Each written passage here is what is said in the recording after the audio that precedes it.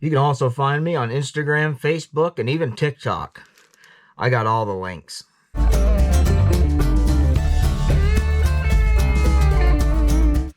What is up, everyone? Welcome back to Adventure 207. We are here for week 6 of the Gladiator build. Coming off a long way in what for me has been a pretty short amount of time. And we've only got 2 more weeks to go. This week, we're throwing in this badass all-brass 4-link set from MOFO RC. And to go along with it, we've got this SCX brass servo tray set up for 4 links.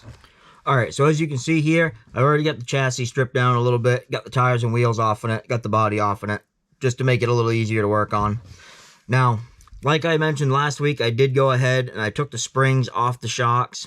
They weren't doing anything anyways, with as long as these shocks are, the fronts were already sitting at full bump at ride height, and the rears were pretty close to that, so no more springs. We'll run it this way for now. If you didn't see last week's video, I'll go ahead and I'll put that up here so you can go watch that first. If you did watch it, then you saw that these shocks actually hurt our performance a little bit. With that longer travel, it allows the suspension to unload more, and it also shortens the wheelbase up ever so slightly more when that suspension does unload. And that just really killed our performance on lines 4 and 5 on the indoor course. Unfortunately, there's really not a whole lot we can do about that right now.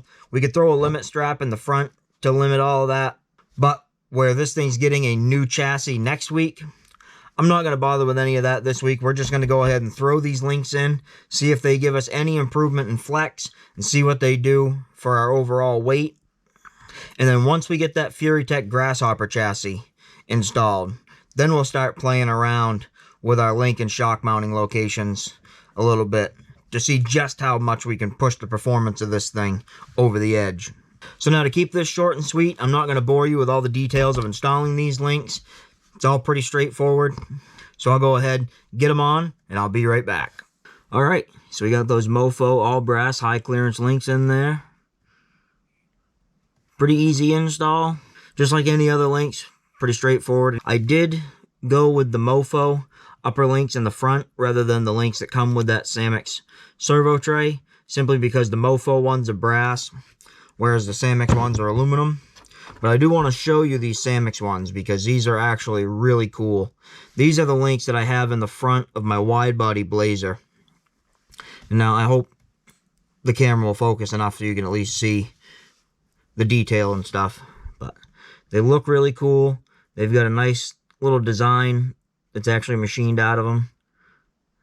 But the thing I like most about them is they're not a straight link. They're not perfectly straight from eye to eye like your standard links are.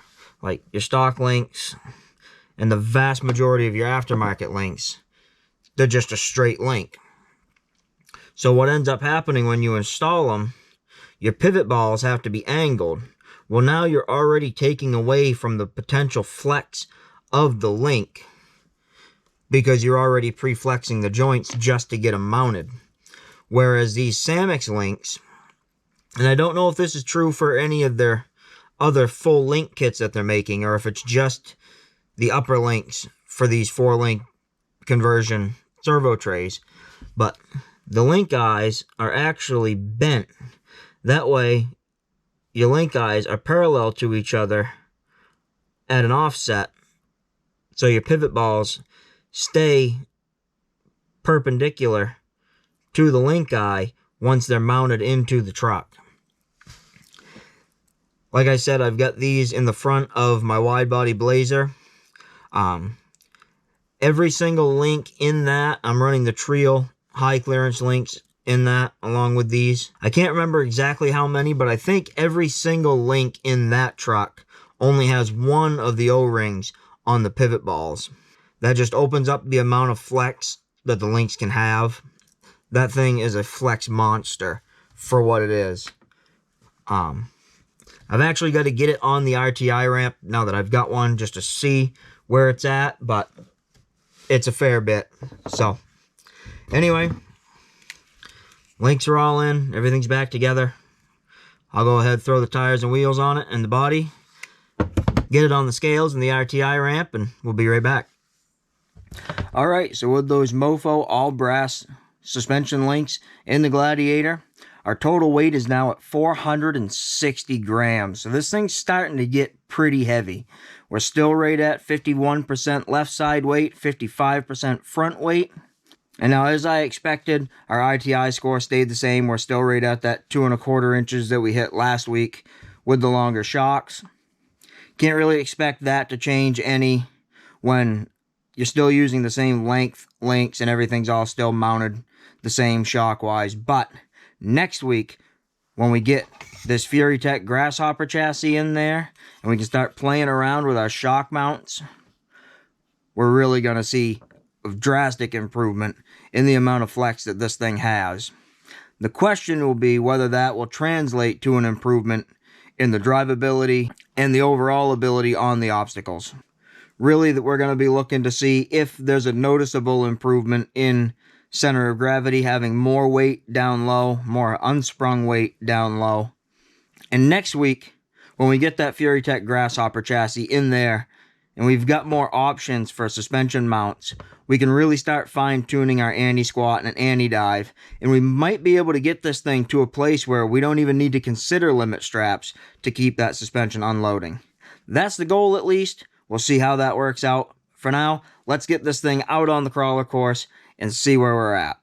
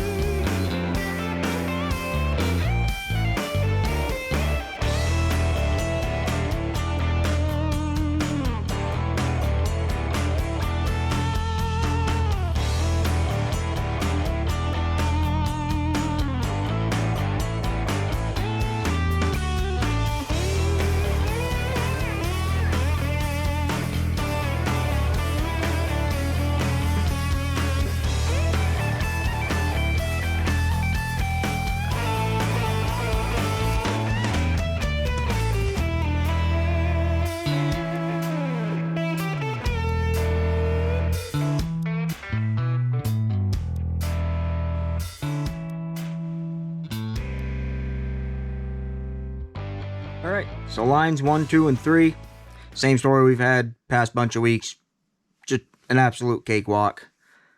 Line 4, we actually managed to get over this week in 4 or 5 attempts. I think it was 4. I'm going to chalk that more up to just a lucky shake on line choice and getting the tires to bounce and catch just right. Not really going to say that just throwing the links on improved that compared to last week, but maybe, who knows, do have more weight down low and more weight in general. He said we gained about 40 grams adding those brass links in, so maybe, I don't know. Line 5, still a no-go. Just can't quite get that left front tire up to where it needs to be to grab and make it over the final part of that line. Also, I don't know if they're just getting dirty. I'm going to go ahead and wash them up before next week just to try to make our chances as good as possible. But those tires definitely seem like they're losing a little bit of grip compared to what they used to have. Now, I'm not crazy about stock foams with most tires.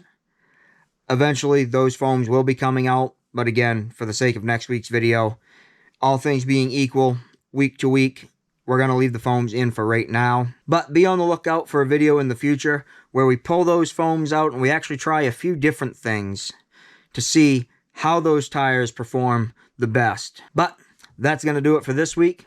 Make sure you check back next week to see the finale of this build series.